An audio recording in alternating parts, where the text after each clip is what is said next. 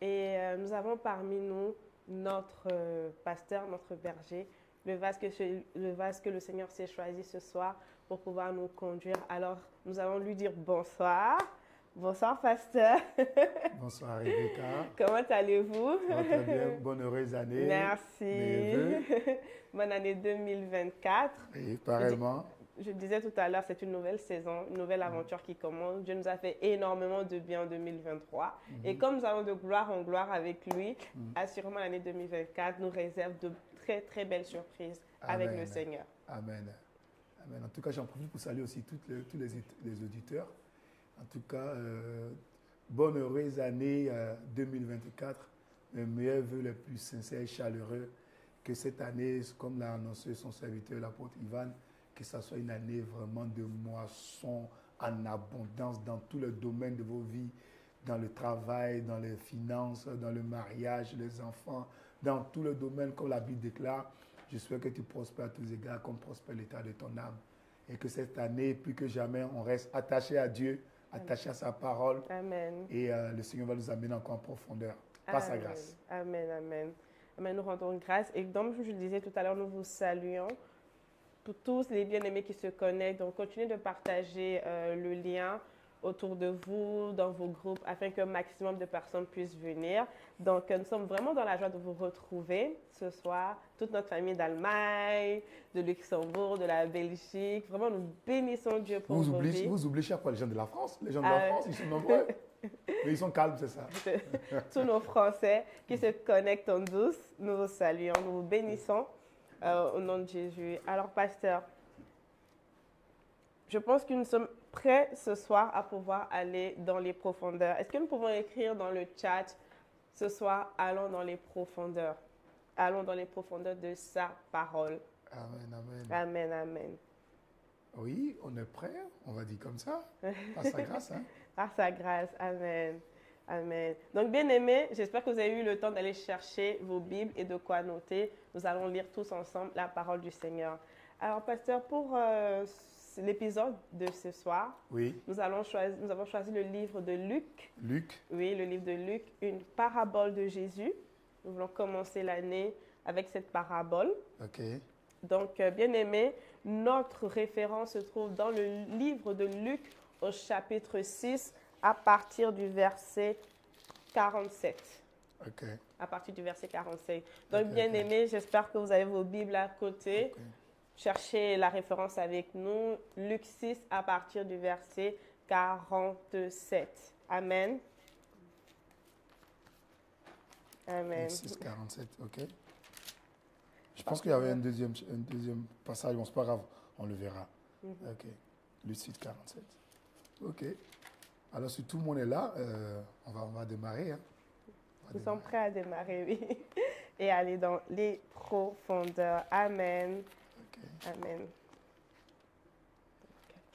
Okay. Je lis. Oui, vas-y, tu as quelle version? Lui second, 21. Lui second. Lui second. OK. On va prendre, on va prendre lui second. Et si peut-être aussi vous changez aussi avec semeur. Semeur. Et puis, voilà, parole vivante, un truc comme ça. OK. Amen. Voilà, juste pour pouvoir avoir les différentes versions. Amen. OK. Vas-y. Je lis la parole du Seigneur. Luc 6, à partir du verset 47. Le Seigneur nous dit, « Je vous montrerai à qui est semblable tout homme qui vient à moi, entend mes paroles et les met en pratique. » Verset 48. « Il est semblable à un homme qui, bâtissant une maison, a creusé profondément et a posé le fondement sur le roc. Une inondation est venue et le torrent s'est jeté contre cette maison, sans pouvoir l'ébranler parce qu'elle était bien bâtie. » Verset 49 nous dit, « Mais celui qui entend et ne met pas en pratique est semblable à un homme qui a bâti une maison sur la terre sans fondement. Le torrent s'est jeté contre elle. Aussitôt, elle est tombée et la ruine de cette maison a été grande. » Amen. Est-ce que parmi nous, nos bien-aimés veulent prendre ce même passage, Luc 6, à partir du verset 47, dans une autre version, la version du semeur ou la version de parole de vie. Parole vivante. Parole vivante. Ouais. Semeur et parole vivante. Semeur et parole vivante. Ouais. Dans le chat, ou si quelqu'un est prêt, Il peut démuter son micro. la personne peut démuter son micro et lire la parole avec Au nous. cas contraire, nous, on va prendre. On va prendre aussi. Je pense qu'il y a quelqu'un qui est en train de lire. Oui. Ah ouais, le volume. Savez-vous à qui ressemble celui qui vient à moi, qui écoute ce que je dis et l'applique? C'est ce que je vais vous montrer. Il ressemble à un homme qui a bâti une maison. Il a creusé, il est allé profond et il a assis les fondations sur le roc. Quand le fleuve a débordé, les eaux se sont jetées avec violence contre la maison, mais elles n'ont pas pu l'ébranler parce qu'elle était construite selon les règles de l'art. Mais celui qui écoute mes paroles sans faire ce que je dis ressemble à un homme qui a construit sa maison directement sur la terre meuble, sans lui donner de fondation. Dès que les eaux du fleuve se sont jetées contre elle, la maison s'est effondrée et il grand arc de ruine. Amen. Amen, amen. Amen. Merci beaucoup pour Ça, cette c'est la lecture. parole vivante, c'est ça? Je crois. Seigneur. Mais c'est presque comme parole vivante. Ok. Bon, donc du coup, on n'a pas besoin de prendre parole vivante, hein, parce que c'est presque la même chose. C'est presque la même chose. Ok. Alors, on rentre alors dans le vif du sujet. Oui, on rentre dans le vif du sujet, pasteur. Ce passage nous parle d'une maison, d'une personne qui a bâti sa maison, de deux types de personnes. De deux. Non, pardon. C'est une personne qui a posé la question dans le chat? Non? Non. Ok. Ok, donc sans plus tarder, pasteur, Jésus nous parle dans cette parole, il parle en parabole. Et nous Oui. savons que lorsque Jésus parle en parabole, c'est parce qu'il a un message caché. Oui. Il y a beaucoup de choses qu'il ne dit pas clairement Oui. afin de nous pousser à la réflexion. Oui. Donc, ce passage nous parle de différentes choses. Donc, les mots forts qui reviennent, c'est la maison, c'est la fondation, c'est l'homme qui vient à lui. Il y a beaucoup de choses, en fait, qu'on peut décortiquer. Donc, pasteur, si vous le permettez, nous allons le reprendre à partir du verset 46, pas à pas. Non, à verset 47 plutôt. Oui, mais au fait, je pense que normalement, vous devez savoir comment on doit reprendre, rebondir sur les paraboles de Jésus. Les paraboles de Jésus ont toujours une racine. Amen. OK? Les paraboles de Jésus, il ne les envoie pas comme ça en l'air pour les envoyer. C'est toujours contextualisé. C'est toujours dans un contexte. C'est pour ça que quand tu fais sortir ça hors du contexte, tu peux aller dans tous les sens. Et c'est pour ça qu'il est important pour pouvoir bien comprendre cela. Il faut le mettre, il faut contextualiser la chose. Et si vous lisez la parabole de Jésus dans le verset 47 de Luc chapitre 7, là, elle avait une origine. Hein? Oui. Donc c'est important quand même de partir à l'origine et de comprendre pourquoi il a dit que quelqu'un de prudent est la personne qui a creusé, et qui a bâti sa maison sur le roc. Donc l'important d'aller à l'origine, ça nous permet d'avoir mieux voir dans quel contexte il est en train d'élaborer cette parabole. Donc si tu parles un peu plus en amont. Plus en amont, pasteur, beaucoup plus tôt, c'est là où Jésus faisait le choix des 12 disciples. Oui. À partir du verset 12. Okay. Et quand on descend au verset 17, oui. au verset 12, Jésus avait fait le choix de ses 12 apôtres plutôt. Et maintenant, au verset 17, il nous dit en fait qu'il parle à une foule de personnes. OK? Je lis le verset 12 et au verset 17. En ce moment-là, Jésus se rendit sur une montagne pour prier et il y passa toute la nuit à prier Dieu. Quand le jour parut, il appela ses disciples et il en choisit 12 auxquels il donna des noms apôtres. OK. Après ça, il allait prendre parti 17, dans le verset, à partir du verset 37 par exemple. À partir du verset 37, on voit Jésus qui a dit ne jugez point, ne vous ne serez point jugé, donné, on vous sera donné. Et il a commencé à expliquer un peu ce que Matthieu aussi appelle ça un peu la béatitude. Vous voyez, non? Heureux ceux qui sont pauvres en esprit. Il a commencé à parler comme ça. Vous voyez, non? Voilà, voilà. Et donc après, dans le verset 40, la Bible dit que le disciple n'est pas plus, il a commencé à dire que le disciple n'est pas plus grand que le maître, mais que tous les disciples accomplis sont comme le maître. Et puis là, il a continué dans cette thèse-là d'expliquer. Et au verset 43, il explique encore en disant que il parle maintenant du bon arbre qui porte du bon fruit, oui. Et du mauvais arbre qui porte du mauvais fruit. Et il dit que chaque arbre se connaît par son fruit. Oui, vous voyez, non? Oui. Et c'est là maintenant, il descend maintenant dans le verset 45 et il dit maintenant, l'homme bon tire de bonnes choses du bon trésor de son cœur. Et le méchant tire de mauvaises choses du mauvais trésor, de son mauvais trésor. Car c'est de l'abondance du cœur que la bouche parle. Amen. Ce point-là est très important. C'est là maintenant qu'il va rentrer dans la parabole. Il va donner encore une petite introduction et il va rentrer dans la parabole. Parce qu'il a dit que c'est de l'abondance du cœur que la bouche parle. Maintenant, il va dire, après il dit en même temps, dans le verset 46, pourquoi m'appelez-vous Seigneur, Seigneur, et ne faites-vous pas ce que je dis? Oui. Jésus commence par poser une question. Voilà. À ses disciples. Il pose une question. Et puis maintenant, quand il a posé la question, il ne donne pas le temps de répondre et il dit maintenant, parce qu'il évoque un point de faire ce qu'il dit. Vous voyez le contexte? Le contexte est qu'il dit, pourquoi vous m'appelez Seigneur, Seigneur, et vous ne faites pas ce que je dis. Oui. Maintenant, il va expliquer à quoi ressemble à quelqu'un qui fait ce qu'il dit. Oui, tout à fait. Il décrit en répondant voilà. À la question. Maintenant, il dit, maintenant, je vous montrerai à qui est semblable tout homme qui vient à moi, entend ma parole et les met en pratique. Ou encore, en d'autres termes, toute personne qui vient, qui est née de nouveau et qui entend ma parole, alors là, je suis déjà en train d'expliquer, qui entend ma parole et qui la met en pratique. Ou encore, qui fait ce que je dis. Qui fait ce que je dis. Voilà. Et là, maintenant, il donne maintenant cette parabole en disant, il est semblable à un homme qui bâtissant une maison.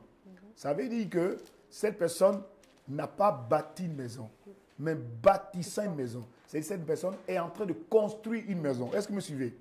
Il n'a pas dit que cette personne a déjà construit cette maison. Il dit bâtissant une maison où elle s'engage à bâtir une maison. Oui. Où elle commence à bâtir une maison. La maison n'est pas encore bâtie, mais elle commence les travaux de réalisation de bâtir cette maison. Et donc, du coup, première chose que cette personne fait, c'est ça qu'il explique ici, étant donné qu'elle veut bâtir une maison, à creuser. Ou encore, la parole vivante a envie de bâtir cette maison, ayant creusé. Donc, il creuse profondément. Il a creusé profondément. Et c'est ça, creuser. Creuser, ça veut dire il allait en profondeur.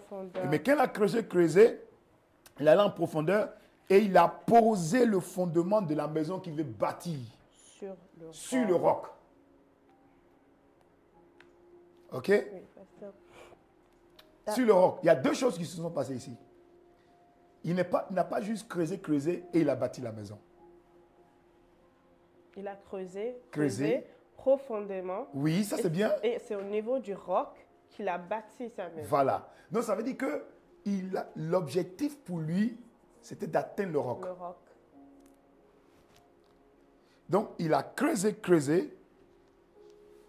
Déjà, parce que une maison qu'on a creusé, c'est déjà pas mal. Même si tu n'es pas encore arrivé sur le roc, c'est pas mal. On va dire, puisque il a creusé. Les fondations peuvent être plus profondes. Voilà, il a creusé. Mais ici, Jésus explique qu'il a creusé et il a bâti. C'est-à-dire qu'il a installé la fondation sur le roc. La version de Parole vivante nous dit, il ressemble à un homme qui a bâti une maison. Tout à fait. Il a creusé, il est allé profond et il a assis les fondations sur le roc. Il a Voilà. assis les fondations sur Il le a roc. assis les fondations sur le roc. OK? Et après, il explique que la pluie s'est levée, le vent, voilà, etc. On va y arriver. OK.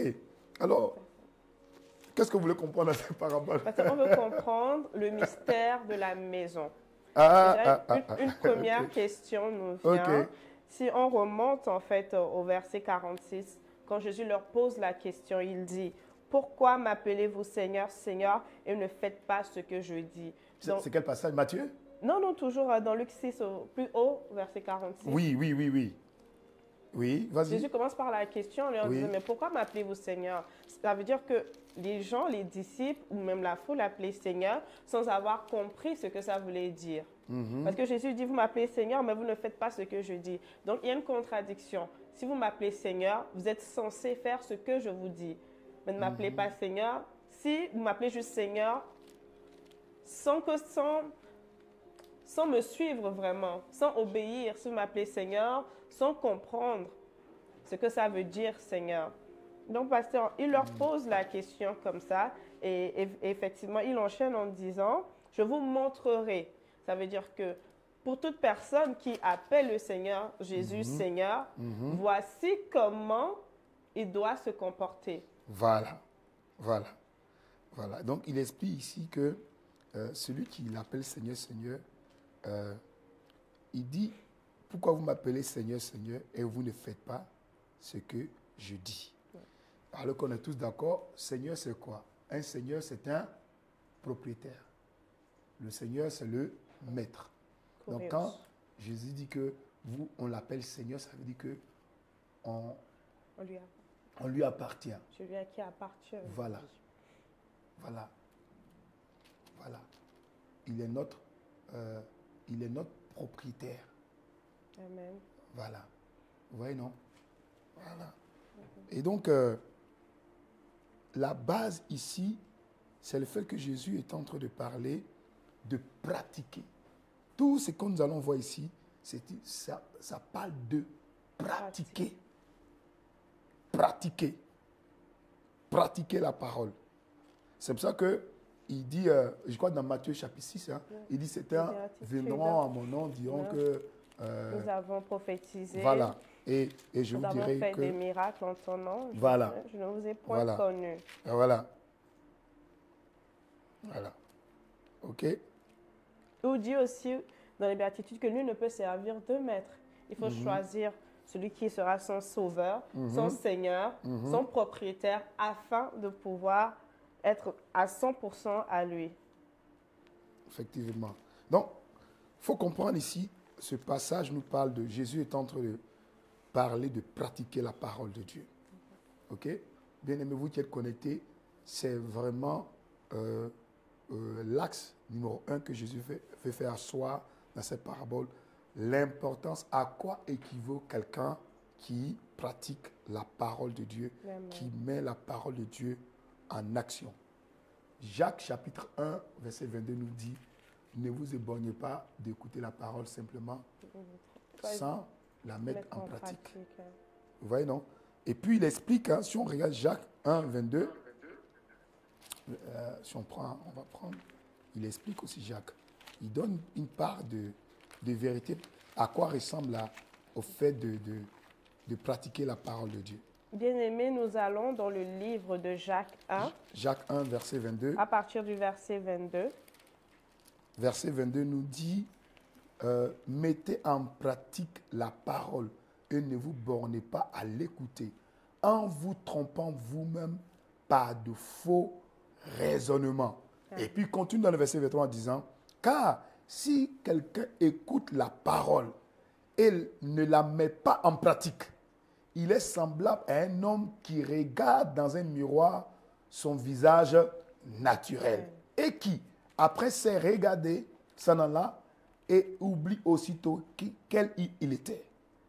Mais celui qui aura plongé les regards dans la loi parfaite, la loi de la liberté, et qui aura persévéré, n'étant pas auditeur oublieux, mais se mettant à l'œuvre, celui-là sera heureux dans son activité.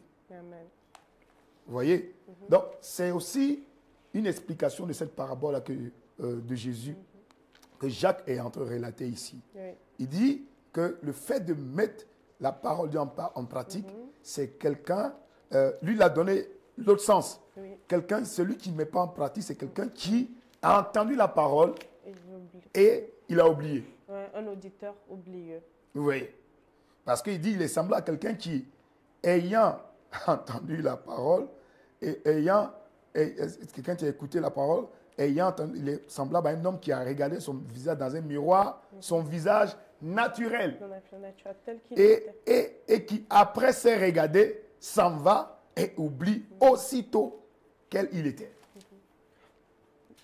Donc, pasteur, Donc, on revient dans le Luc oui, chapitre. de ce que nous lisons, nous Oui. comprenons qu'il y a deux étapes. La première est celle d'écouter. Et après avoir écouté, viendra la pratique. Parce que il peut y avoir un chrétien qui écoute la parole, mais qui s'arrête à l'écouter. Et quand c'est comme ça, cette personne n'est pas semblable à la personne qui bâtit sur le roc. Parce que Jésus dit quoi? Dans le verset 47, il dit « Tout homme qui vient à moi ». Oui. Après, il dit « Entends mes paroles ». Mhm. Et en troisième lieu, il parle de mettre en pratique. Oui. Donc, on peut venir à Jésus, entendre ses paroles et s'arrêter. Ou Oui. soit venir à Jésus et s'arrêter aussi, sans Oui. entendre et sans mettre en pratique. Mais ce soir, nous voulons comprendre ce mystère de C'est venir ça. à Jésus, Oui. de lui appartenir et de mettre en pratique et de comprendre le mystère de la maison que nous sommes en train de bâtir. Parce que je crois que tout homme est en train de bâtir quelque chose, n'est-ce pas, pasteur? On Effectivement. bâtit la carrière, on bâtit la maison, Oui. on bâtit les finances. Mais aujourd'hui, nous voulons parler de ce On est perpétuellement en train de construire. construire. Amen. La vie est basée sur la construction. On est tout le temps en train de construire. Et l'achèvement, la finition. La finition. Oui, non. C'est pour ça que quand on arrive à la finition, on quitte ce monde parce qu'on a fini de construire. Amen. Vous voyez, non?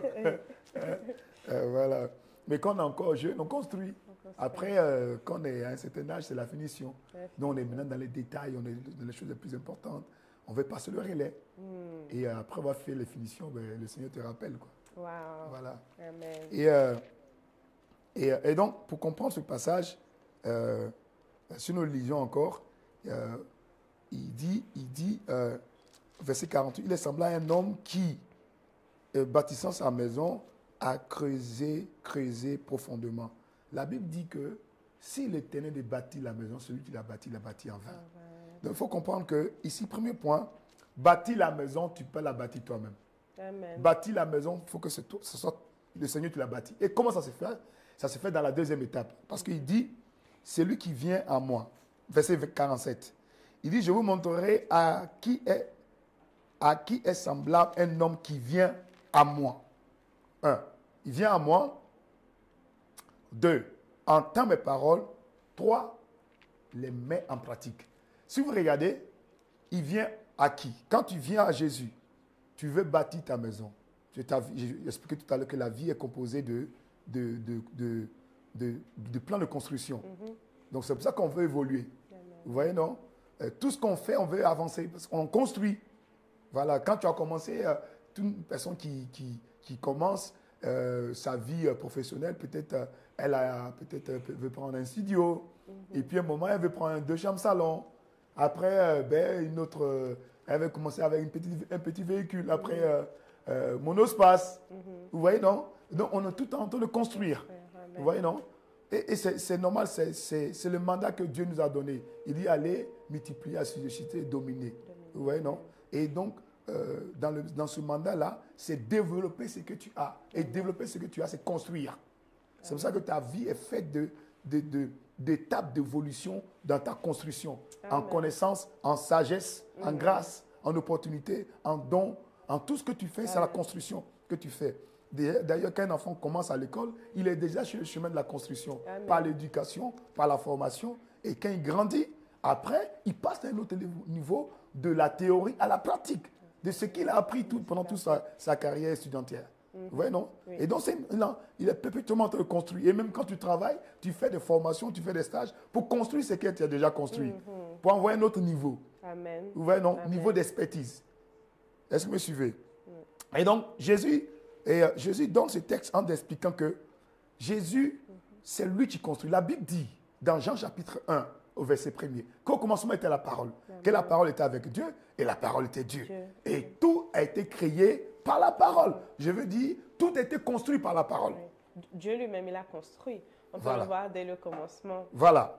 Donc, tout était construit par la parole. Et rien n'a été... Parce qu'il dit créer, je vais construire, je vais changer. Puisqu'on est en train de parler, c'est construire une maison. OK? Donc, tout ce qui a été construit par la parole. Et rien qui a été construit sans la parole. La parole. Amen. OK? Hein? Et donc, si on comprend cela, on se rend compte que, ici, premier point, Jésus dit, c'est lui qui vient à moi. OK? Oui. On vient à qui? On vient à lui. On vient à lui. OK? C'est à Jésus qu'on vient. On ne vient pas à une église, on ne vient pas à... L'église est la porte d'entrée. Mais à la personne à qui on vient pour rentrer en communion, c'est Jésus le Christ. Amen. Vous voyez, non? Il dit, on vient à moi. Celui qui vient à moi, entend quoi? Il n'attend pas la parole du voisin, la parole de ce qu'est-ce que les gens ont dit, la parole, qu'est-ce que les gens pensent de lui. Il dit, qui entend quoi? Ma parole. Pas qui entend la parole, qui entend ma parole. Parce qu'il y a une différence entre la parole et ma parole. Ma parole est personnalisée. Vous voyez? Il dit ma parole, ça veut dire c'est ce qui vient de moi. Amen. Qu'est-ce que je dis? N'oublie pas, quel est le contexte dans lequel on est en train de voir? Il dit, c'était quoi le contexte? Je parle à ses disciples. Voilà. Et à la foule, après avoir choisi ses apôtres, il a donné plusieurs illustrations parlant de l'abondance du cœur, de l'arbre qui porte du fruit. Il parle de ce... Exactement. Oui, donc il dit, je vais vous montrer à qui est semblable tout homme qui vient à moi. Et dans le Matthieu, il explique, vous m'appelez Seigneur, Seigneur, et vous ne faites pas ce que je dis. C'est ça qu'il a dit aussi un peu plus haut dans le verset qu'on vient de lire. Oui. N'est-ce pas? Oui. OK? Voilà. Pourquoi vous m'appelez Seigneur, Seigneur? Verset 46. Pourquoi m'appelez-vous Seigneur, Seigneur? Et ne faites-vous pas ce que je dis. Vous voyez, non? Alors on peut se poser la question, que dit le Seigneur? Voilà. Donc, ça veut dire que tu peux appeler Seigneur, tu peux appeler Jésus Seigneur, Seigneur, et puis faire ce que quelqu'un d'autre dit. Ou faire ce que tu veux. Ou faire ce que une autre personne. Parce qu'il a dit ce que je dis. Vous voyez? Et donc là, faut comprendre que dans construire ta vie en Christ, construire ta communion avec le Seigneur, va t'amener d'abord, de venir à lui. De entendre de lui. Amen. Pas d'entendre de quelqu'un d'autre. D'entendre de lui. Et donc, tu as posé une question tout à l'heure en disant, alors comment faire pour pratiquer la parole? Oui. Parce que en premier, on peut venir à Jésus et s'arrêter. Oui. Jésus nous parle de 3 étapes importantes. Oui. Donc, on peut venir et l'entendre sans le pratiquer. Mais non dans la pratique, pasteur, parce que nous voulons ressembler à ces personnes qui baptisent, n'est-ce pas? Qui baptisent véritablement sur le roc. Nous voulons ressembler à ces personnes que Jésus a décrites, qui ne viennent pas juste à lui, qui n'entendent pas juste, qui ne sont pas des auditeurs oublieux, mais qui pratiquent, pasteur. Donc maintenant, en ces 3 étapes-là, Jésus nous décrit la personne, qu'est-ce qu'il fait? Il creuse, il nous donne plusieurs exemples. Mais nous, en tant qu'enfants de Dieu, qui lisons cette parabole, comment pouvons-nous identifier à ça pour pouvoir pratiquer, nous réajuster, comprendre surtout ce que Jésus veut nous dire par là? Premier point, très bien. Il faut comprendre, je suis en train de dire, il faut comprendre que Jésus est la parole. Amen. OK? Faites chair. Et donc, quand il dit, c'est lui qui vient à moi. Premier point, ce qui fait que les chrétiens n'arrivent pas à pratiquer la parole de Dieu, c'est qu'ils ne viennent pas à lui. Wow. C'est le premier indice. Ils pensent venir à lui. Mais ils ne viennent pas à lui. Une idée de qui est Jésus. Il vient à ce qu'il a. Ce n'est pas à lui. À lui-même. Bien aimé, j'espère que vous notez. En tout cas, nous sommes... si vous avez des questions, n'hésitez pas aussi à les noter dans le chat. Parce que celui qui vient à lui ne va pas rester dans les parvis. Ne va pas rester dans le saint. Il va aller dans le lieu très saint. Amen, amen. Est-ce que vous me suivez? Oui. Hein? Oui, pasteur. Lui, il est le roc. C'est lui qui vient à lui. Ne creuse pas juste, hein. Mais Il creuse 2 fois avant profondément. d'arriver. Amen. Avant d'arriver. OK? Oui. Il creuse avant d'arriver. Il quitte les parvis, il va dans le lieu saint et il va dans le lieu très saint. Et c'est dans le très saint qu'il pose ses fondements. Amen. Est-ce que vous me suivez? Oui. Hein? Vous qui êtes connectés. Oui, parce que parfois... Donc, venez à lui. Qu'est-ce dit celui qui vient à moi? La Bible, Jésus dit encore, il se tenait sur la grande place. Il dit, si quelqu'un a soif, qu'il vienne à moi. Et des fleuves d'eau vive jailliront de son sein. Amen. Et il disait ça du Saint-Esprit qui devait venir. Amen. Vous voyez, non? Oui. Et encore, il dit encore plusieurs fois, venez à moi, vous tous qui êtes chargés et fatigués, je vous donnerai du repos. Vous voyez, non? Il dit aussi, venez à moi. Amen. Et donc, il faut comprendre d'abord, ça veut dire quoi, venir à Jésus? Ça veut dire quoi, venir à Jésus? Parce que parfois, malheureusement, ce qu'on peut remarquer, c'est que des personnes viennent à Jésus sans savoir pourquoi, sans le connaître véritablement. Je peux me mettre dans la chaussure d'une personne qui vient d'arriver à l'église, qui entend la parole et qui se dit « je veux suivre ce Jésus-là ». Mais cette personne ne l'a pas encore véritablement rencontré. D'autres viennent à Jésus parce qu'ils se disent « ah, si j'accepte le Seigneur Jésus, bah, Dieu va me donner de l'argent. » Venir à Jésus, ouais. c'est plus que même... Il va me protéger des sorciers. C'est plus que croire en Jésus, c'est faire la prière du salut. Oui, tout à fait. Amen. Ok? C'est plus que donner sa vie à Jésus. Venir à Jésus, c'est s'abandonner à lui. Amen. Venir à Jésus, c'est de manière pratique lui offrir sa vie. C'est vrai que ça commence par le point de départ, la paix du salut. Mais ce n'est que le début. Ce n'est que le commencement. Quand tu dis, Seigneur, je donne ma vie, je viens à toi. Oui, là, tu as dit. Mais tu n'es pas vraiment dans l'acte. Tu es juste dans la volonté de le faire. Dans la première étape. Voilà, dans la volonté de faire, je viens à toi. Mais venir à lui, c'est que tu te laisses à lui. Amen. Venir à lui, c'est que tu t'abandonnes à lui. Tu t'abandonnes à Jésus. C'est ça, venir à. Je viens à toi. Je viens chez toi. Je suis à toi.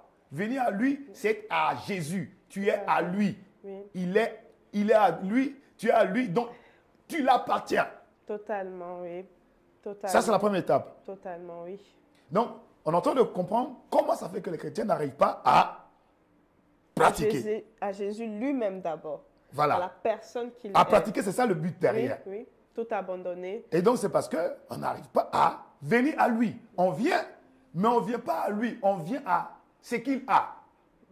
À ce qu'il représente dans notre pensée aussi. Ce qu'il peut donner. Ce qu'il peut donner. Les bénédictions, la guérison, oui. les grâces, les faveurs, la protection.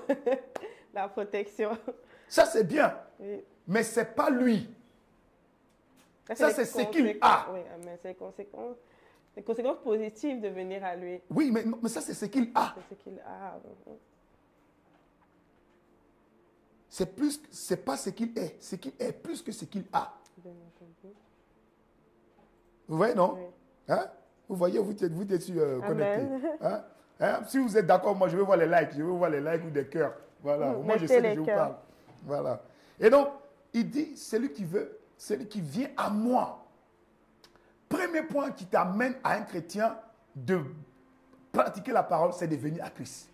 C'est de s'abandonner à Christ. C'est de donner sa vie à Christ. C'est de lui faire confiance à Christ. C'est tout donner à Christ. Et quand tu viens à Christ, deuxième étape, c'est d'entendre sa parole. Pasteur, avant d'aller plus loin, nous avons une question dans le chat. Oui. Qu'on va prendre de la part de notre frère Arnaud.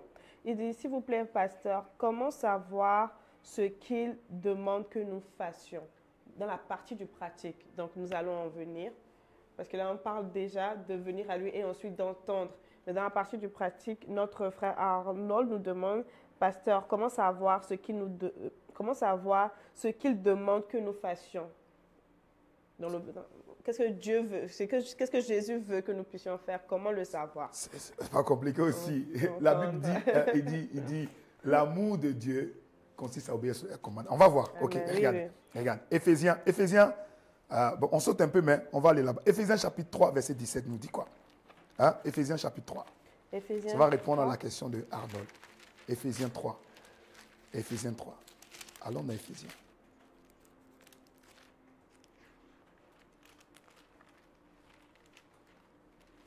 Voilà, Éphésiens 3. Éphésiens 3, verset 17. Éphésiens se cache toujours là. Il est tout petit comme ça. Ah ouais, 3, verset 17. Il nous dit quoi? Regardez, qu'est-ce que dit la Bible? Éphésiens 3, verset 17. Verset 17. Là, il parle d'être uni en Christ. Éphésiens 3. Rappelez-vous le passage qu'on a tellement élaboré là-dessus. Hein? Le fait qu'il dit, afin que... Christ habite dans voilà. le cœur. Afin qu'il vous... Verset 16, hein, il dit, afin qu'il vous donne, selon la richesse de sa gloire, quelle est la puissance fortifiée par son esprit, par l'homme intérieur. Amen. Verset 17 nous dit, en sorte que Christ habite en vous, dans votre cœur, par la foi, afin qu'étant enraciné et fondé dans l'amour. Le point, c'est d'être enraciné et fondé dans l'amour. Donc, c'est que Jésus nous demande de pratiquer. L'acte de la pratique à obéir au commandement de Jésus, c'est pour nous amener à être enracinés et fondés. Amen. Dans l'amour. Amen. Enracinés et fondés. Enracinés et fondés. Le passage, j'ai un passage encore, je crois que c'est dans Jean, un Jean qui dit que l'amour de Dieu consiste à obéir à ses commandements. Amen. Oui. Ok? Oui, aussi dans une parole. Voilà. Et ces commandements ne sont pas pénibles. Oui, non. Obéir à ses commandements. Mais qu'est-ce qu'il a dit? Il dit l'amour de Dieu consiste à obéir à ses commandements. Amen. Alors je peux changer? Obéir à ses commandements est la preuve de ton amour pour Dieu. Parce qu'après, il continue en disant, si tu dis, comment peux-tu dire que tu aimes Dieu que tu ne vois pas, alors, et tu n'aimes pas ton frère que tu vois. Amen. Et donc, l'obéissance à Dieu, pratiquer la parole de Dieu, c'est simplement attester de ton amour véritable pour Dieu. Oui. Parce que quand on pense aussi à ce que Dieu a déjà fait pour nous, quand on pense à son amour pour nous, à ce qu'il ait porté nos péchés, à ce qu'il nous ait pardonné, à ce qu'il nous ait restauré, à ce qu'il nous ait guéri. Quand on pense à vraiment tout l'amour que Dieu a manifesté pour nous, il est plus facile en fait de pouvoir nous donner à lui entièrement. Parce qu'il a déjà fait le plus grand, travail. Donc on rebondit encore sur le même passage fameux qu'on aime bien, c'est le Jean 3,16. Ok? Oui. Vous voyez, non? Et donc, quand on aime quelqu'un, on obéit. Amen. Vous voyez, l'obéissance est la preuve de l'amour pour cette personne-là. Ok? Oui. Hein? 1 Samuel 22 aussi nous dit l'obéissance vaut mieux que les sacrifices en fait. Non. Tout ce que Dieu veut de nous, tout ce qu'il attend de nous, c'est que nous puissions lui obéir entièrement. Parce que ce n'est pas facile l'obéissance. Ce n'est pas toujours facile l'obéissance. Dans la pratique, tout chrétien, quand il vient au Seigneur, quand le Seigneur commence à lui dire ça, laisse tomber. La jalousie. Qu'est-ce qui fait que l'obéissance n'est pas facile? C'est le deuxième point. Tu veux qu'on aborde ça maintenant? Non, pasteur. C'est le deuxième point. On est dans la partie de... On est venu à lui. Mais c'est le deuxième point qui fait qu'on n'arrive pas à obéir. Okay. Et le troisième point, quand on n'arrive pas à obéir, on n'arrive pas maintenant à pratiquer. Oui. On ne peut pas pratiquer sans entendre Dieu. Voilà. Sans avoir entendu sa parole. Voilà. Donc, il dit, donc, on continue. Donc, il dit, c'est lui qui vient à moi. Hein, je tente, je sais dans Éphésiens. On reprend le texte. Hein. Et donc, il est semblable à un homme celui qui vient à moi et entend mes paroles et les met en pratique. Et donc, on a parlé tout à l'heure de venir à lui. Pour pouvoir pratiquer la parole de Dieu, premier point, il faut venir à lui. Il faut lui faire confiance. Venir à lui, c'est s'abandonner à lui. Amen. C'est lui faire confiance. En anglais, on dit surrender yourself to God. Surrender. Tu vois, non? À surrender, c'est-à-dire, je te donne ma vie, je te donne. Tu lui donnes, tu viens à lui.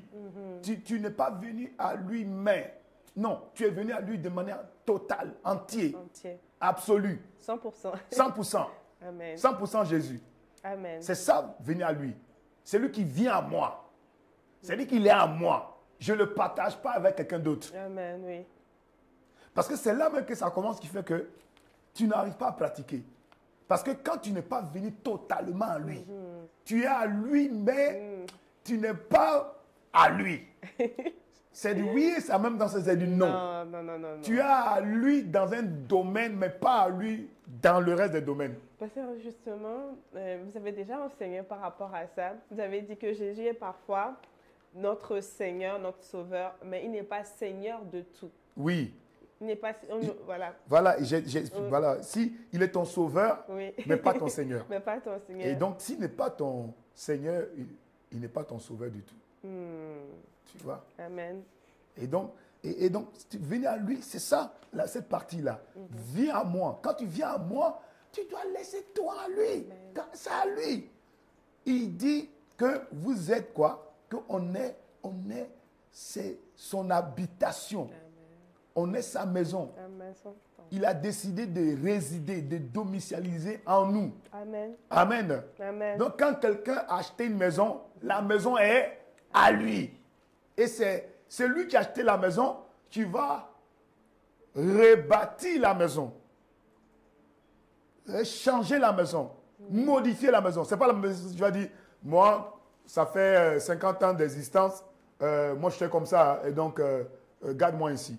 Non, c'est celui qui a pris possession de la maison, Amen. qui va commencer à changer la maison, Amen. il va redécorer la maison, il va réorganiser la maison, d'ailleurs il va casser des murs de la maison, il va réformater, il va changer tout, changer. À son goût. À son goût. Pourquoi? Parce que c'est à lui. Amen. Mais s'il est locataire, pour le faire, il est obligé de voir les autres locataires. Il ne peut pas, il doit voir le propriétaire.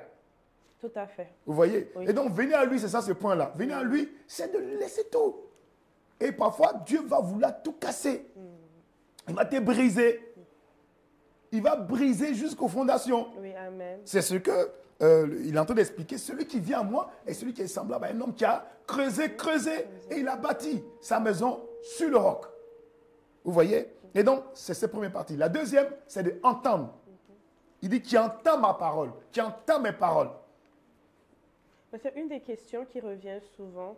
Oui. Je peux donner le témoignage aussi. C'est que quand j'ai commencé à grandir dans ma marche avec le Seigneur, que j'entendais des frères ou des sœurs dire « Dieu m'a parlé, j'ai entendu Dieu », tout ça. Pour moi, c'était comme un mystère, en fait. Je me disais, est-ce que c'est atteignable, ce niveau? Comment Dieu peut parler? Comment je peux entendre Dieu? Comment je peux discerner que c'est Dieu qui me parle? Donc, c'était beaucoup de questions comme ça.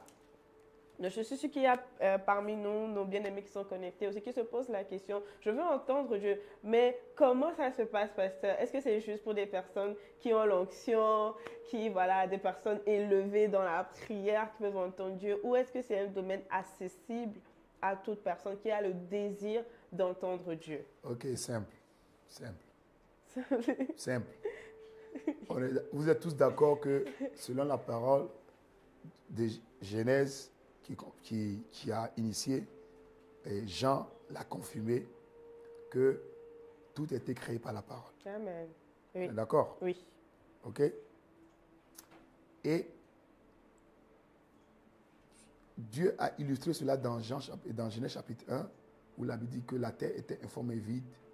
Il y a eu du tohu-bohu, et le Saint-Esprit se mouvait sur la surface de l'abîme, et Dieu dit que la lumière soit. Amen. Il n'a pas fait un acte. Dieu n'est pas allé prendre la lumière et il a commencé à dire, je fabrique. Non. Il a parlé. Amen. OK? Il a parlé. Donc, quand il a parlé que la lumière soit, la lumière fut. Ça veut dire que la Bible dit que Dieu a créé toutes choses par sa parole. Et tout ce qui subsiste, subsiste par la parole. Ça veut dire que, j'ai déjà parlé de ça, mais je reviens encore dessus. Mais c'est ça le challenge des chrétiens. Ça veut dire que tout ce que Dieu a créé a des oreilles. Amen. Il a mis en l'être humain dans sa création une faculté d'entendre. D'entendre Amen. pour pouvoir obéir. Parce que tu ne peux pas obéir si tu n'as pas entendu. Amen. Tout à fait. Amen. Me suivez? Même les montagnes hein, Oui. ont des oreilles. Donc, il a créé dans l'être humain, dans tout ce qu'il a créé, la faculté d'entendre. Voilà qu'on peut parler au nuage, on peut dire, pluie, t'arrêtes. On parle Et au puis, soleil. la pluie va s'arrêter. On peut Amen. le soleil, hein, arrête. Et le soleil s'arrête. Amen. Parce que tout ce que Dieu a créé, il a mis il a mis le code de verrouillage Wow. et déverrouillage qui est la capacité d'avoir des oreilles. Amen. Donc tout ce qui existe a des oreilles. Voilà pourquoi la foi vient de ce qu'on entend. Et ce qu'on entend vient de la parole de Dieu. de Dieu. Donc Amen. entendre, c'est le deuxième aspect. Quand tu viens à Jésus, tu t'abandonnes à lui, mais tu dois l'entendre. Maintenant, c'est la question de savoir, est-ce qu'on entend Dieu? Bien sûr, naturellement, si tu es une création de Dieu, tu entends Dieu. C'est juste que tu n'as pas la conscience de savoir que c'est Dieu qui te parle. Et Job nous l'a démontré. Il a Dieu dit à parle Job, tantôt d'une manière, je parle tantôt d'une manière, tantôt d'une autre, on ne prend Mais point pas garde. garde. Qu'est-ce qu'il a dit? On ne prend point garde. Garde. Ça ne veut pas dire qu'il n'a pas dit, mais on ne prend pas garde. Ah oui, Parce que c'est Dieu vrai. peut parler par la nature. Quand Dieu a voulu dire à Pharaon, laisse aller mon peuple afin qu'il me serve, Dieu a parlé par la nature. Oui. Il a transformé l'eau en sang. Sang, oui. Il a envoyé des criquets. Oui. Il a envoyé des Les grenouilles, grenouilles, oui. etc., etc. Les 10 plaies d'Égypte. Et voilà. La nature a parlé, la nature venait lui dire, laisse aller le peuple. Laisse aller le peuple. Vous voyez, non? Oui, Et il résistait. il résistait. Mais c'est la nature qui venait lui parler. C'est la nature était en accord Amen. C'est ce que Dieu avec ce que Dieu a dit. Amen, amen. Vous voyez, non? Hein? Amen, amen. Quand Jonas ne voulait pas aller à Ninive pour aller annoncer la parole, pareil, un poisson l'a avalé. La nature l'a pris en otage. Normalement, une baleine, tu t'avales, elle va te manger parce que dans le ventre de la baleine, il y a de l'acide. Mais il n'a pas été digéré. Oui, pas Il du a été tout. gardé pour l'amener là où il va l'amener. Le poisson l'a vomi. Tu vas le prêcher au nom de Tu Jésus. pars à Ninive. Et donc, on entend Amen. Dieu. C'est juste qu'on ne prend pas garde. Ne prends pas garde. Amen. Ok? Oui. On ne prend pas garde. Et donc, qu'est-ce qui fait qu'on ne prend pas garde? C'est qu'on mélange le fait d'entendre Dieu Oui, pasteur. avec l'entendement de d'autres choses. On prend ce que Dieu dit et on le met au même diapason avec ce que les hommes disent. Wow. Et quand vous êtes tous dans la même fréquence, qu'est-ce qui se passe? Si je prends une chaîne de radio, vous savez, maintenant c'est digitalisé. Mais avant, à l'époque, on avait, voilà, on tunait. Hein? Oui. S'il y a deux chaînes qui sont proches, elles s'entrelacent, elles se mélangent. Et donc, vous entendez la musique, en même temps, l'émission qui passe de l'autre côté, l'émission, la musique, parce qu'elles sont sur la même fréquence. Et ce qui se passe avec les chrétiens, ils prennent la parole de Dieu au même niveau que la parole des hommes. Le niveau d'importance de la parole de Dieu, il ne s'est pas sacralisé. Ça veut dire qu'il n'y a pas de respect de la parole de Dieu. Dieu parle, il dit oui, mais Dieu, oui, mais d'accord, mais comment, vous voyez. Une forme de banalisation, Voilà. sans comprendre. Voilà, mais Dieu t'a dit, mais le médecin lui avait dit ça aussi, mais voilà. Et donc, si on met la parole de Dieu au même niveau que ce que le médecin a dit, Ça impacte notre foi aussi. ça impacte ta capacité à pratiquer la parole. Amen. Est-ce que vous me suivez? Amen. Ça impacte ta capacité à mettre la parole de Dieu en pratique. Vous voyez? Amen. Amen. Ouais. Et donc, du coup, qu'est-ce que ça fait? Ça fait que tu n'entends plus Dieu correctement. Tu as l'impression que tu n'entends plus Dieu. En fait, tu as l'impression que Dieu ne parle plus. Alors que c'est faux, c'est faux. Dieu parle toujours. Dieu parle. Est-ce qu'il ne faudrait pas, dans ce cas, si on remarque qu'on est, comment dire, on entend Dieu, mais en même temps, il y a beaucoup de voix en nous, il va y avoir des émotions. Mais Jacques a dit, on l'a lu tout à l'heure, Jacques a dit cela. Jacques chapitre 1, verset 22, il a dit. Hein, tu veux qu'on répète là-bas? Oui, pasteur. Hein? Jacques a dit cela.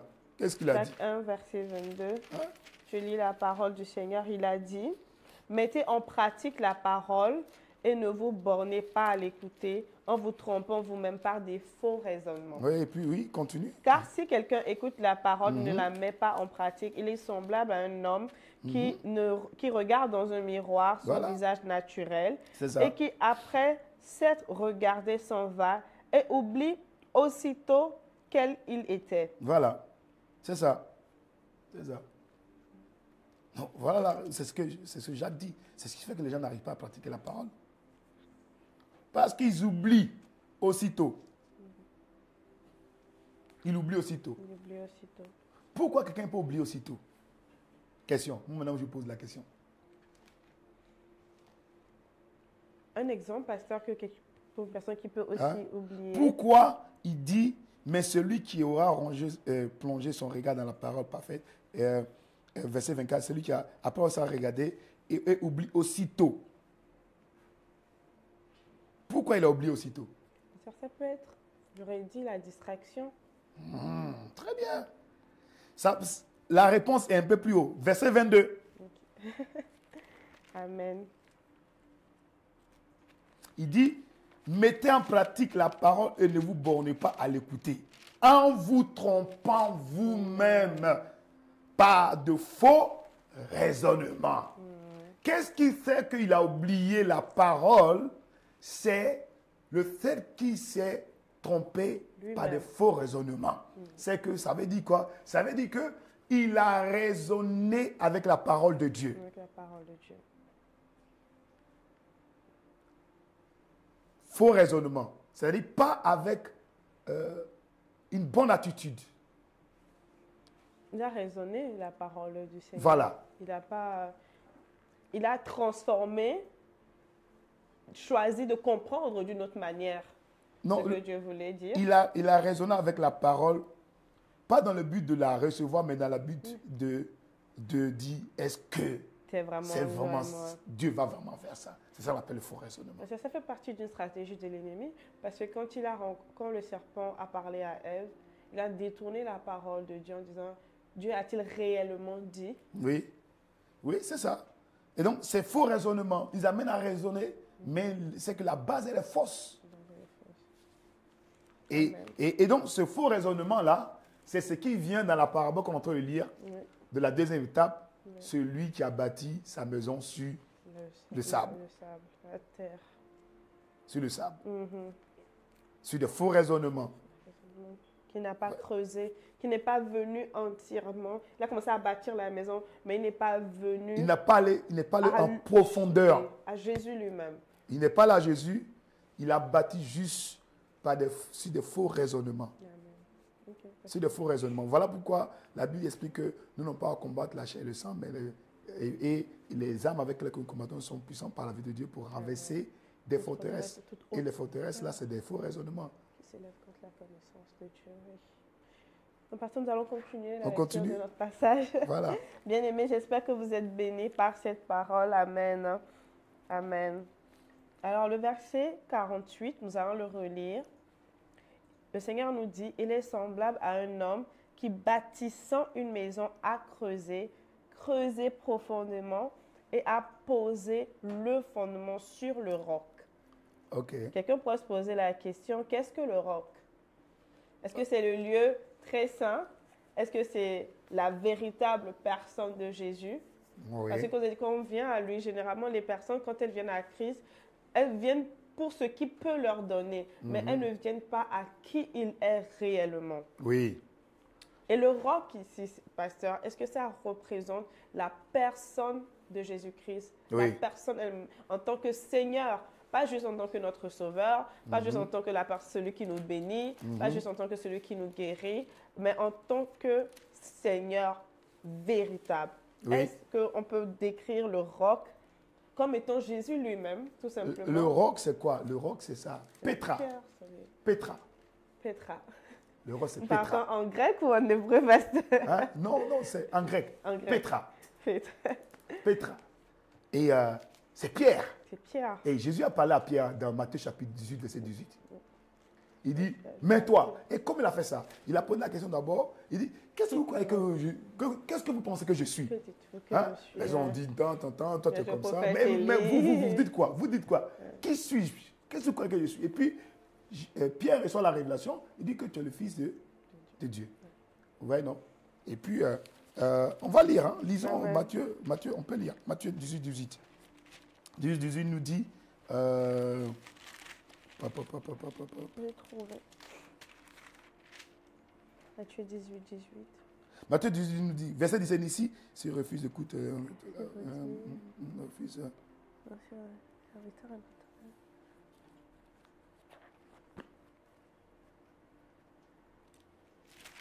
attends, c'est Matthieu 18, c'est Petra. Ah, là, je n'ai pas pris le bon verset. Parce qu'ici, je vous dis, tout ce que vous lirez sur la terre sera lié dans les cieux, tout ce que vous déliez sur la terre sera délié dans les cieux. Papa John, concordance, je vais...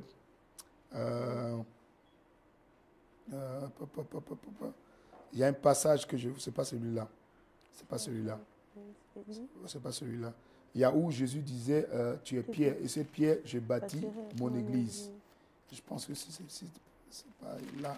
Là, c'est Matthieu. Là, il donne la conséquence au fait que tout ce que tu liras, cette terre sera lié dans les cieux. C'était à la dimension de ceux qui sont pierres.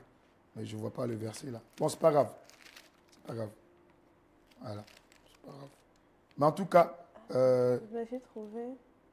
J'ai trouvé, c'est dans, effectivement, c'est verset 18. C'est 16, Matthieu 16, verset 18. Ah, oui, c'est Matthieu 16, voilà. 16, voilà. Je me suis trompé. 16, verset 18. Ok, Verset tu peux lire. 18, oui. Je lirai à partir du verset 17. Jésus, reprenant la parole, et lui dit, plus haut, à partir du verset 13. Jésus étant arrivé sur le territoire de Césarée de Philippe, demanda à ses disciples, qui dit-on que je suis, moi, le Fils de l'homme? Ils répondirent, les uns disent que tu es Jean-Baptiste, les autres Élie, les autres Jérémie ou l'un des prophètes. Et vous, leur dit-il, qui dites-vous que je suis? Simon-Pierre répondit, tu es le Christ, le Fils du Dieu vivant. Jésus, reprenant la parole, lui dit, tu es heureux, Simon, fils de Jonas, car ce ne sont pas la chair et le sang qui t'ont révélé cela, mais c'est mon Père qui est dans les cieux. Voilà. Voilà. Et puis, continue. Et moi, je te dis, Voilà. Que tu es Petra. Petra. Voilà. Que tu es Pierre. Et puis, il me dit, et que sur cette pierre, et là, maintenant, vous voyez, il dit maintenant un langage qui a trait avec ce qu'on entend le voir. Amen, oui. Sur cette Le pierre, roc. je bâtirai mon église. Amen. Tu vois? Donc, ça veut dire que c'est sur les pierres qu'on doit bâtir. Amen. Ouais, non? Amen. Et donc, il parle ici, tu es Pierre. Et ces pierres, je bâtirai mon église. Tu vois? Il dit maintenant, il dit là, il n'est pas je bâtirai l'église, mon église. Amen. Tu vois? Et donc, lui, et donc, c'est sur le roc qu'on bâtit. Et le roc, c'est Christ. Christ est le roc et nous bâtissons Voilà. sur Christ. Amen. Après, il dit encore, et les portes de celui de l'enfer ne prévaudront point contre elle. Amen. Tu vois? Amen, Et je te amen. donnerai les clés du Clés du royaume. royaume. Tout ce que tu liras sur la terre sera lié dans les cieux. Tout ce que tu liras sur la terre sera lié dans les cieux. C'est ce qu'il a repris dans le Amen, verset 18 amen. ici. Donc, nous comprenons que le roc, C'est Petra. C'est Petra, c'est le sous-bâtiment, c'est sur ça qu'on pose la maison. OK? Une maison est posée sur des fondations. Amen. Et les fondations, dans le temps romain, c'est des pierres. C'était des C'est sur pierres un pour roc. résister. C'est sur un rocher. Amen. Voilà. Amen. Et voilà pourquoi même dans l'Ancien Testament, on montrait Jésus comme le rocher qui marchait Je avec vais eux dans le dire, désert. Dans le désert. Ouais, non? Ok. Ça, jamais. Donc, il est le roc. Amen. Jésus-Christ est le roc. Amen.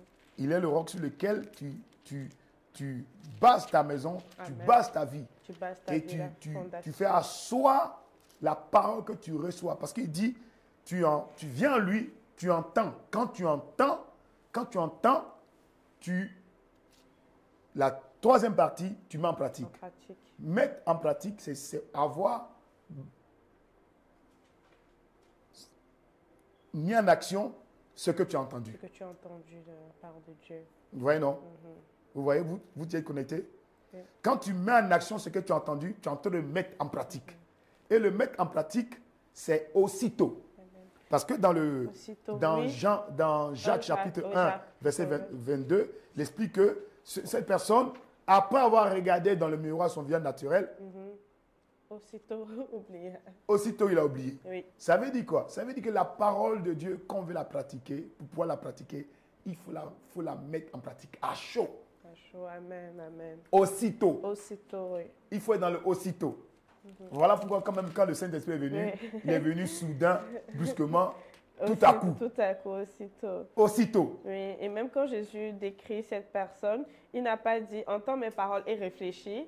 Il n'a pas dit « entends mes paroles et se repose ». Il a dit « entends mes paroles » directement après la vie. Et il y a la suite logique qui nous dit C'est ça. « mets en pratique ». Ça veut dire que quand on entend Dieu, on ne commence pas par réfléchir, sinon on s'égare rapidement de ce que Dieu nous Donc, a on dit. peut réfléchir dans le bon sens du thème, mais on ne commence pas à raisonner avec la parole de Dieu. exactement.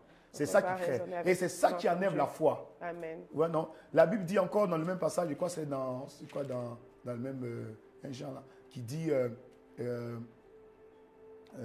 de ne pas douter de Dieu. Ouais, non. C'est le doute. Lorsque on vient à Dieu et on lui demande quelque chose, mais on doute.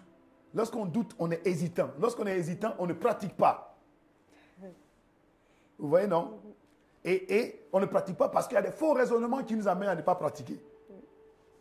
Et voilà pourquoi il faut actionner lorsque tu es en Christ, tu es dans sa présence, Amen. tu es à lui Amen. et tu entends sa parole. Donc quand on entend la parole de Christ, on exécute la parole de Christ. Dès qu'on entend, on la met en pratique. Parce que c'est ce qui se passe avec la parabole du semeur. Il a dit, lorsque le semeur a sémé, le malin vient vite fait et la récupère. Oui. Parce qu'elle n'est pas rentrée En en profondeur. profondeur. Elle est tombée au bord du chemin. Vous voyez, non? Et donc, c'est la même chose. Quand, pour pouvoir pratiquer la parole de Dieu, il faut être dans l'action. Dans l'action, amen. Dieu est un Dieu de maintenant. Il faut Amen. être dans le moment. Dans le moment. Il faut être dans le moment. Il faut être prompt. Et cette promptitude-là est l'obéissance Donc, à Dieu. Oui, parce que pour une personne qui aimerait qui pourrait se poser la question et se dire, Oui. oui, entendre Dieu, Mhm.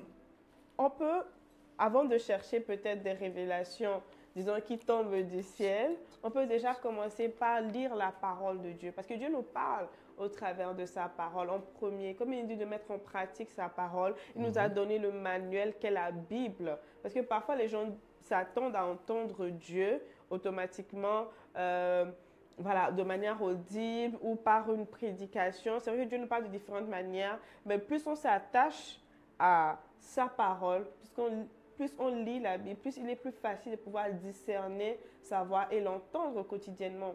N'est-ce pas, pasteur? Oui, la bonne manière déjà, la première manière d'entendre la parole de Dieu, c'est la parole écrite. C'est la parole écrite. C'est la parole écrite. Amen. Donc, Si tu lis ta parole, tu lis la Bible et Dieu te dit pardonne, pardonne. Dieu te dit donne, tu donnes. C'est déjà la parole écrite. Il faut savoir que la parole a 3 niveaux. La parole de Dieu, la Bible que vous voyez, elle a 3 niveaux d'entendement. Elle a le premier niveau, c'est que la Bible est un message qui est historique aussi. Donc, archéologique. OK? Elle a le niveau historique, archéologique. Et aussi, la parole de Dieu, elle a le niveau doctrinal. Le niveau doctrinal, c'est ce qui te permet d'appliquer par rapport à ta foi. Amen. OK? À ta foi. C'est pour ça que dans certaines églises, ils vont dire les femmes ne portent pas elles doivent couvrir la tête. C'est par rapport, c'est doctrinal. Vous voyez, non? OK? Et d'autres, alors que c'est tous c'est dans la Bible, hein? OK? Et donc, il y a cette partie doctrinale. Et la troisième partie, c'est la partie prophétique. Amen. La partie prophétique de la parole. Amen. Tu vois, non? C'est là où tu reçois le réma pour agir à l'instant T. Pour Le faire réma, oui. quelque chose à l'instant T. Vous voyez? Et donc, par exemple, Dieu te dit je donne l'exemple de manière pour pouvoir, voilà, on a expliqué cela. Dieu te dit, va à midi. Et commence à midi, comme un peu c'était notre cas ici. Oui. Mais À la place du midi. à midi, c'est une parole normale que tu vois dans la Bible. C'est ça. Mais parce que tu as le réma, ça vient avec un réma, t'amène à le sonder, c'est quoi le midi, le sud, et tu commences au sud. Et comme c'est une parole prophétique, la personne agit, elle obéit à cette parole-là, et Amen. ça crée la différence. Amen. Amen. Mais quelqu'un va voir le midi, il va dire, comme l'autre avait dit au midi, aussi on va commencer à midi, il n'aura rien. Oui. Il n'aura La rien. révélation que le Saint-Esprit Voilà. va nous donner. À l'instant T. C'est pour ça que la parole, là, c'est trois niveaux-là. Amen. Tu la prends à quel niveau? À son niveau historique, Historique, archéologique, ou à son niveau doctrinal, ou son niveau prophétique. prophétique. Amen. Parce que nous choisissons la bonne part de la Et c'est laquelle? prophétique. Vous prenez laquelle? Nous voulons la Doctrinal, dimension. hein, Nous voulons la dimension archéologique, historique prophétique. ou prophétique. Prophétique. C'est la Amen. partie prophétique qui change tout. Amen, amen, amen. C'est la partie prophétique. OK? Amen. Tu peux prendre le cas de Moïse, tu peux prendre le cas de Néhémie, tu peux prendre le cas de Daniel. De manière prophétique, avoir une instruction, l'appliquer, et puis ça marche. Amen. Mais quelqu'un va lire, il va dire comme tu avais dit ça, lui fait, et puis il n'aura rien. Parce que ce n'est pas venu avec le réma. Nous, pasteur, nous encourageons à être sensibles à l'esprit. Justement. Amen. C'est pour ça qu'on dit, faith comes by hearing the word of God. Et donc quand tu entends la parole, Amen. tu entends la parole avec quoi? Avec quel instrument? Mais avec l'instrument de l'esprit. Amen. Car l'esprit, c'est lui qui, en nous, qui nous amène à décortiquer la parole avec la lumière, à la lumière. Amen. Et la lumière, il est la lumière. Amen. Parce que la parole simple, c'est le logos. Amen. La parole simple, c'est le logos. Vous voyez? Mais c'est quand tu prends la parole avec la lumière Amen. qu'il y a un réma. Amen. Amen. Est-ce que vous me suivez? Amen. Si quelqu'un me suit, donne-moi un bon amen là-bas. Amen, amen, Voilà. amen. Et donc, c'est comme ça. Et donc, qu'est-ce qui fait que les chrétiens n'arrivent pas à pratiquer la parole? C'est qu'ils ne lisent pas la parole avec le réma qui vient du Saint-Esprit. Et donc, quand il n'y a pas ça, qu'est-ce qui se passe? Qu'est-ce qui vient systématiquement? Comme la nature aurait du vide, ça vient, il y a ton raisonnement, il y a ton moi, il y a ta connaissance, il y a ton intellect. Voilà pourquoi, quand on est trop intellect, c'est difficile d'avoir la foi en Christ. Oui, c'est vrai. Parce qu'on va raisonner par rapport à toutes ces études qu'on a eues. Oh oui, mais le professeur, dans tel coup, il avait dit que ce n'était pas possible. Ah oui, mais la science avait dit que... tu vois, Ça nous bloque, c'est les raisonnements. ça bloque. Et c'est le raisonnement. Ah oui, c'est vrai.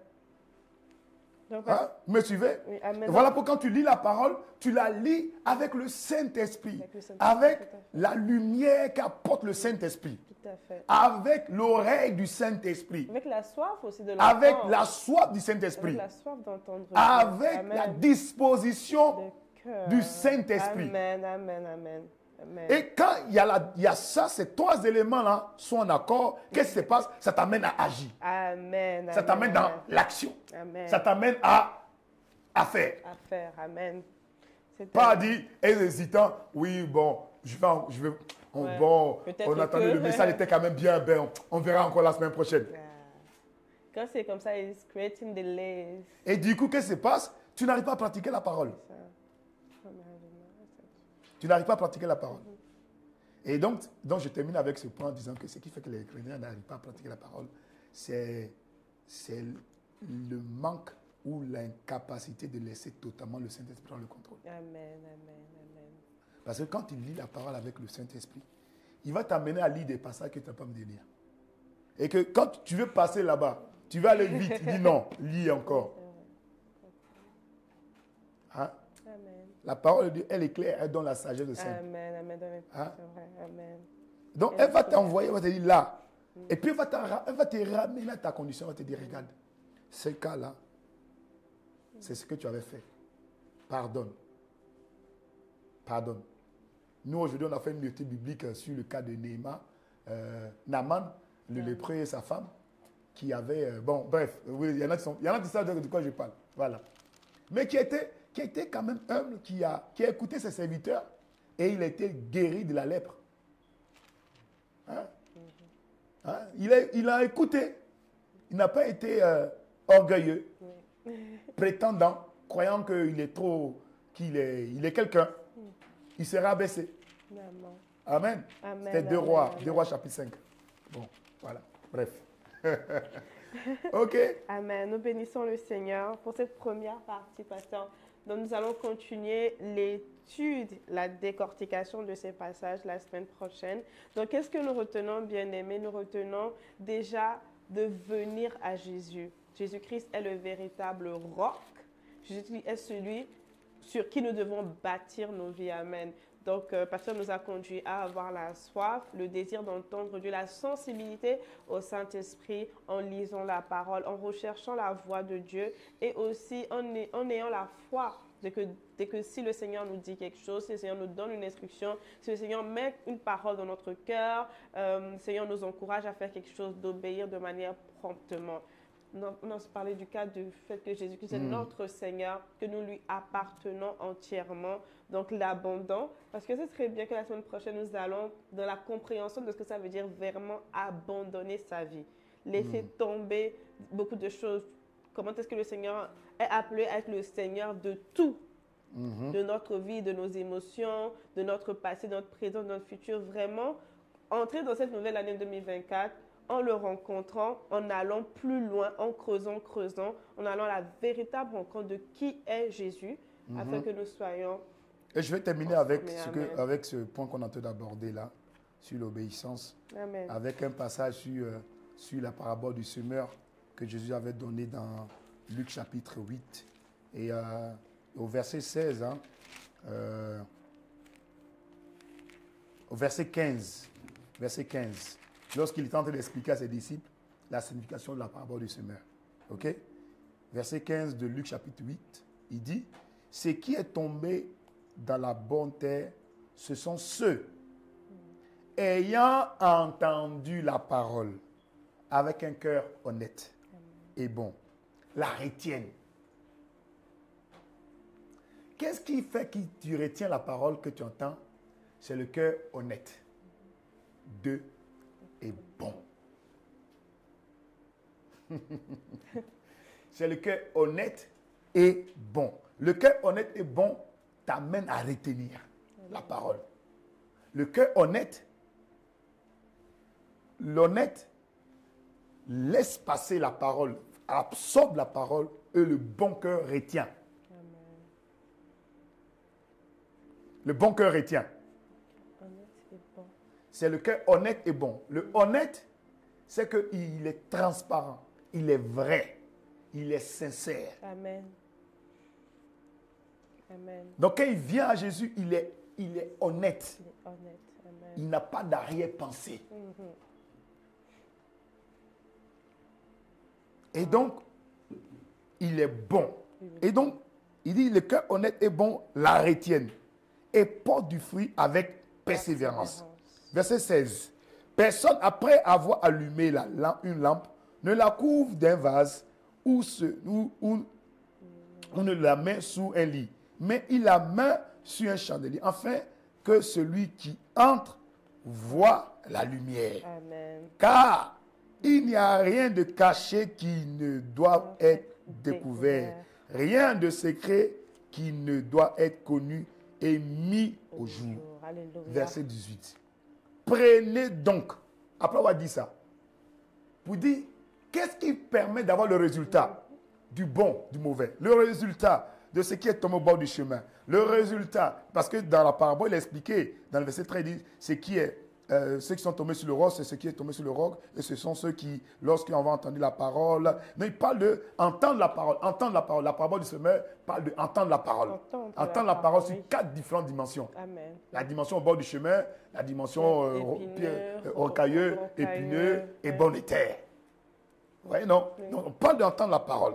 Et donc, il termine ici en disant, prenons donc garde de la manière dont vous écoutez. Amen. Car on donnera à celui qui a, mais celui qui n'a pas, on ôtera même ce qu'il croit avoir. Amen. Voilà. Amen. Amen. Je m'arrête là Amen. pour ce soir. Gloire à Dieu. Allons méditer sur ces paroles de Voilà. Luc 8 à partir du verset 15, pour vraiment comprendre le mystère. Moi, ce qui m'a marqué, Donc, c'est vous devez prendre, faites prenez attention garde. de la manière dont vous écoutez. Amen. C'est la manière dont vous écoutez qui vous amène à obéir ou à désobéir. C'est ça, Amen. Amen. la manière dont tu écoutes. Amen. Bénissons le Et Seigneur. pour écouter, le facteur pour écouter, c'est d'avoir un cœur honnête et bon. Le facteur qui t'amène à entendre, c'est de venir à lui totalement, entièrement, s'abandonner à lui. Quand tu abandonnes à lui et tu es sincère, tu es honnête et tu es bon. Voilà. Ça veut dire que tu es bon, ça dit quoi? Tu as de bonnes intentions. Tu as de bonnes intentions. C'est-à-dire que tu veux avancer. Tu veux réussir. Amen. Tu veux te déployer. Quand quelqu'un veut avancer, quelqu'un veut réussir, quelqu'un veut se déployer, quelqu'un veut être utile à Dieu, Oui, quelqu'un veut la vie de Christ il veut être utile, qu'est-ce qui se passe? pour le royaume. Il est malléable. Mais quand quelqu'un croit qu'il est arrivé, Mais la vie du Seigneur résiste aux orgueilleux. quand Dieu l'explique, fait comme ça, il va dire, Seigneur, c'est trop compliqué. Parce qu'il pense qu'il est arrivé. C'est ça. Que Dieu garde nos cœurs Voilà. dans Donc, l'humilité. honnête et bon. Amen. Honnête Amen. et bon. Amen. Amen. C'est même déjà un sujet de prière, pasteur. Comme nous commençons cette année 2024, prions le Seigneur pour avoir des cœurs bons, honnêtes. Amen. Oui. Quand le cœur est honnête, la manière dont tu écoutes est très, très important. Amen. Amen. C'est ça qui empêche Wow. les plusieurs à ne pas pratiquer la parole. C'est la disposition à laquelle tu prends pour écouter la parole. Le niveau langue à laquelle tu te positionnes pour écouter la parole. Donc la manière dont tu écoutes. Si tu écoutes la parole avec légèreté, tu écoutes la parole comme si la parole était quelque chose de négligent, quelque chose de négligeable, quelque chose qui n'a pas de poids, quelque chose qui ne peut pas faire la différence, alors que la parole, c'est celle-là qui fait la différence dans toutes choses.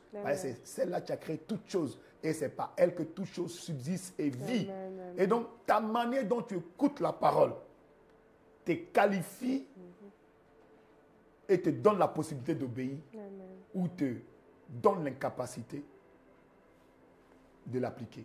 Alléluia. La manière dont tu écoutes. Donc, prenez garde de la manière dont vous écoutez en 2024. Voilà.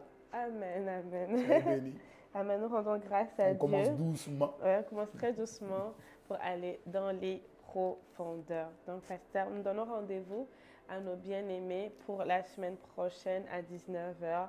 En tout cas, nous partons sur ces paroles. Retournons, lisons-la, demandons, posons des questions au Seigneur parce que nous ne voulons pas juste écouter, mais nous voulons aller à la dimension de ceux qui écoutent et mettent en pratique. Amen, amen, amen. Donc, pasteur, on va prier pour la fin. Oui, on va prier. Amen. Bien sûr, on va prier. On va faire asseoir cela sur le roc. Alléluia. Voilà. Et la semaine prochaine, on verra l'autre partie sur la terre sableuse. Voilà. Seigneur, nous voulons te rendre grâce. Merci pour cette première édition dans les profondeurs de sa parole en cette année 2024. Seigneur, nous avons commencé avec le roc.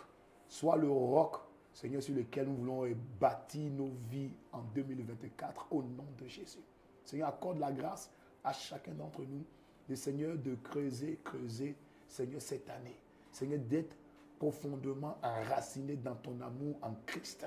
En toi, Seigneur, nous prions que cette année, malgré les vents qui vont se lever, les tempêtes qui vont souffler, Seigneur, la pluie qui va tomber, Père, nous serons inébranlables parce que nous voulons bâtir sur toi, sur le roc, le rocher de notre salut. Seigneur, nous prions que cette année, que tu nous accordes la grâce de garder, de serrer ta parole dans nos cœurs, afin de ne point pécher contre toi. Au nom de Jésus. Seigneur, je prie ce soir que ta grâce garde et préserve chacun d'entre nous à prendre, Seigneur, au sérieux, avec considération, ta parole. Les mots d'une personne, les paroles d'une personne représentent la personne. Et si nous négligeons ta parole, c'est toi que nous négligeons. Voilà pourquoi tu as dit, pourquoi vous m'appelez Seigneur, Seigneur, vous m'appelez et vous ne faites pas ce que je dis. Vous négligez ce que je dis. Si vous négligez ce que je dis, alors c'est moi que vous négligez. Parce que ma parole me représente. Et je suis représenté par ma parole. Ce que ma parole dit, c'est ce que je suis. Seigneur, accorde à chacun d'entre nous de ne pas négliger la parole de Dieu, de ne pas la bafouer, de ne pas la bâcler. Seigneur, de la saisir, de l'entretenir, de l'enchérir, de la garder, de la préserver, de la cultiver. Seigneur, dans le nom de Jésus, Seigneur, que cette année, que tous les fondements, Seigneur, les faux fondements, les fondements de paille, les fondements de sableux, Seigneur, les fondements de sable mouvant soient totalement ôtés et que nous soyons, Seigneur, enracinés après avoir creusé dans ta parole, que nous enracinons nos vies cette année uniquement que sur toi, car cette année, c'est par toi seul qu'il y aura la différence et nos vies seront intactes et nos vies seront des panneaux de signalisation en 2024 par ta grâce au nom de Jésus. Seigneur, merci pour le ministère des anges qui sont déployés. Nos nuits sont douces et paisibles. Que ta main soit sur nos vies. Au nom puissant de Jésus, nous avons ainsi prié. Amen. Amen. Amen. Amen. Pour acclamer le Seigneur. Amen. Amen. Merci Seigneur. Amen. Alors, bien-aimés, c'était une première. Amen. Nous avons été richement bénis, pasteur. Nous partons, méditons sur ces paroles véritablement. Nous abandonner, donner entièrement nos vies au Seigneur, venir à lui, comprendre ce que ça veut dire. Et je crois que par la suite, la semaine prochaine, le Seigneur va faire tomber les écailles de nos yeux. Nous allons aller beaucoup plus loin dans sa parole. Amen. Afin de pouvoir bien démarrer cette année 2024 avec... Tout doucement, on va tout doucement. On sent que, voilà, il y avait un peu de la fête encore qui était encore là. Voilà. Mais on va tout doucement par la grâce de Dieu et on va y arriver. Voilà, on démarre tout doucement, mais en force. Voilà. Alléluia. On rend grâce à Dieu. Donc, soyez bénis. Bonne semaine à tous. Et restez connectés à la parole de Dieu. Amen. Et entretenez la parole. Gardez la parole. Surtout, soyez prompts dans l'obéissance à la parole de Dieu. Amen. Donc, nous vous aimons de l'amour du Seigneur. Et à très bientôt, la semaine prochaine, pour une autre édition. Voilà. Amen. Sur ce, soyez bénis. Peace. God bless you. Mettez les cœurs. Bonne soirée à tous. Soyez bénis. Soyez bénis. Amen. Amen. Bye bye.